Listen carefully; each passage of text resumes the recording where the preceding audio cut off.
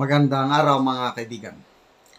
Gusto kong magbigay ng reaksyon sa mga pahayag ni House Deputy Majority Leader Erwin Tulfo tungkol sa alleged impeachment complaint na ipafile versus kay BP Sara.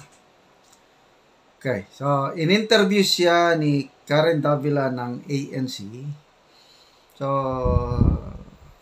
So matotal, sinasabi niya na walang ganyang plano yung House majority, yung karamihan sa congressmen, they will not support.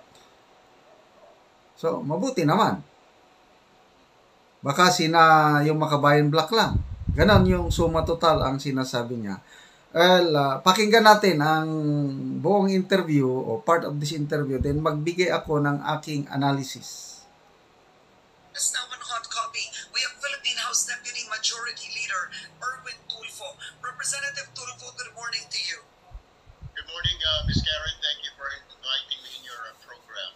All right, let's start first with where do you think are these rumors coming from of a possible impeachment against the Vice President? I don't know. I was yesterday morning. I was just informed by my Chief of Staff, Mr. Javier, na the media of the House would like to talk to me, and I said, what is the reason? And they said, like, to answer itong rumors according to Congresswoman Franz Castro of the minority, na there are rumors and or not rumors, but there are talks of impeachment of Vice President Sara Duterte. So I immediately called the House leadership para hindi naman ako magmukhang ewan, di ba? So I talked to the majority leader, I talked to the deputy majority leader, to his staff, and then I spoke to the staff of the speaker, who is in San Francisco, and all of them are saying that there's no such thing. Where did you get that? I said, like kasi tatanungin ako ng media boss, and then all they said was like, wala kaming alam dyan, wala kami natatanggap. Alam mo naman yan, you're always, pag may mga ganyang usapin, kasama ka sa circle para masagot mo media. But, and really, Ms. Karen, there's no such thing. Kasi kung sasabihin na, anong grounds? What are the basis? The question now is, what is the basis? That's what Speaker Romualdez was telling his staff to tell me. What is the basis of this impeachment? Okay, now we know that Lakas is the biggest party in Congress right now. You have 82 members. Is that the final count as of today? I'm not aware of the count right now, Ms. Karen, but I know there were movements last week, politicians or congressmen from PDP who transferred to Lakas. All right, so the numbers I have is Lakas CFD is now at 82. So that's a super majority out of the 232, I believe, members of the House.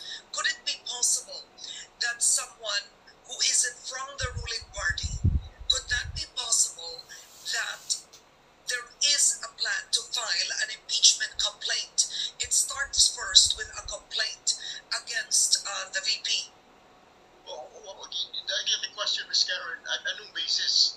CIF? CIF will not hold ground. I mean, if you really look at it, and besides, you magpapile ng impeachment versus the president, the burden of proof is with them. Kung sino man yan, congressman or anybody, anybody kasi can file an impeachment complaint versus the vice president or any ranking official of this land.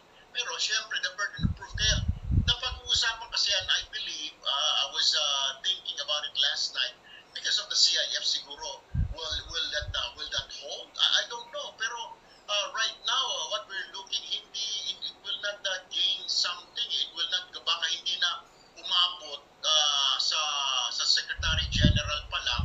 Kasi kung titignan mo, parang wala siyang form. Okay? At syempre, pag tapos niyan, kailangan pa dumaan naman sa Committee on Justice. The Justice Committee will check kung meron yung substance. So, it's really a tedious process, and it's a long process. Pero right now, I'm telling you already, walang sufficient kung violation of the Constitution. Wala naman binayolate ang VP. Kung you're talking about losing public trust, marami pa rin naman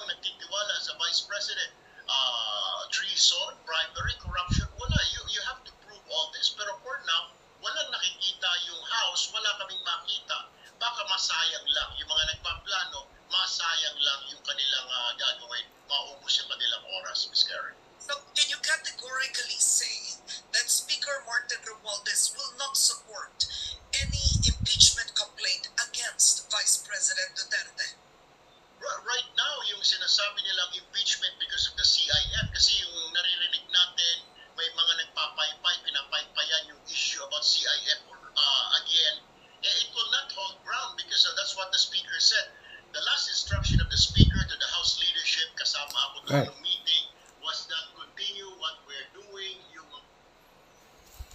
Okay, so very clear yung sinabi ni Congressman Tulfo na kung ang basihan lang ng Makabayan Black, kasi nagsalita na si Congresswoman Castro na they are planning to file an impeachment case. Salita na. So, sinasabi ni Congressman Tulfo na wala pa silang alam. So, maganda yung sinabi niya. Dito muna tayo sa positive, Then, mamaya punta ko sa negative. Maganda yung sinabi niya na kung CIF, yung paggamit ng confidential ang basis, it will not hold ground. Useless na effort ng Makabayan Black yan. I agree. Kasi walang violation na ginawa ni BP Sara. Kung ang basihan lang nila yung confidential funds. So, we all agree doon. Ano pa? Walang nakikitang violation na ginawa ni BP Sara, yung constitutional grounds. May 5 basihan na nakalagay sa Constitution para ang impeachment complaint laban sa isang impeachable official ay uusad. Treason, yung pagtataksil. Bribery, yung tumanggap ng milyones o bilyones na pera. Other crimes, ano pa itong isa,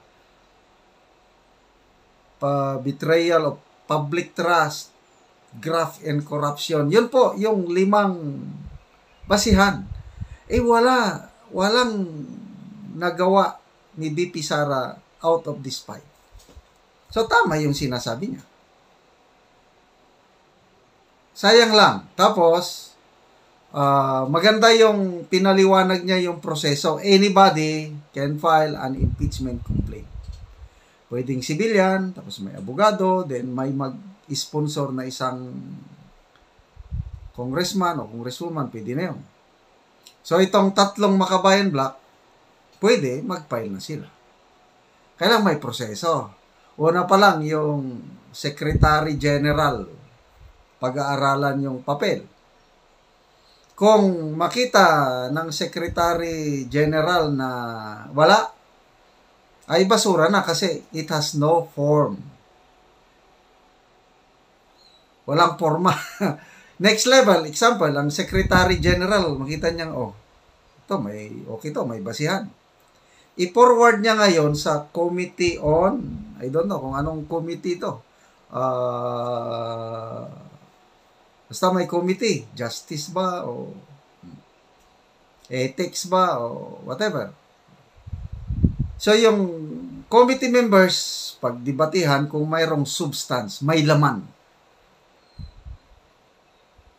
Pag granting na may laman, iyon na, itatakil na sa plenaryo. So ganun yun, maproseso. So sana totoo itong sinasabi ni Congressman Tulfo na walang alam ang House leadership. Sana nga. Kasi kung totoo na walang kinalaman si Speaker Romualdez, maganda. That's good for our country. Ang masama nito, kung may basbas si Speaker Martin Romualdez. Kasi kung may basbas siya, at pwede na niyang i-influensya yung Secretary General, tanggapin mo yan. Ipasa mo sa committee level. Pagdating sa committee level, ganin, influence naman. Sige, ikaw nyo yan, with substance. Dalhin nyo sa plenaryo. Yun. Magkakagulo na po tayo. Iinit ang political situation. Magkakaroon ng division. Sana, hindi na tayo aabot doon. Okay? So, dito na ako medyo nagtaka lang medyo negative ng konti nung tinanong ni Karen Davila na, will you categorically say that Speaker Romualdez will not support any impeachment complaint? Nako, hindi niya sinagot ng diretsa na, no, wala. Nako, alanganin ni itong si Congressman Tulfo. So ako, huwag tayong magkumpiyansa. Bantayan natin. Baka hindi alam ni Congressman Tulfo yung plano ni na Speaker Romualdez. Baka hindi niya alam yun na ultimately uusad yung impeachment complaint na yan. Kaya wag tayong pakumpiyansa. But then, ang nagbigay ng lakas sa akin, magbigay ng lakas sa inyo. Naniniwala ko yung sinabi ni Congressman Tulfo na walang basihan. It will not prosper. Ganon din ang sinabi ng political analyst na si Malotikia. It has no constitutional basis. Kaya cool lang tayo. Ang ating BP Sara, cool na cool din. Kaya dapat cool lang tayo. Let's wait and see.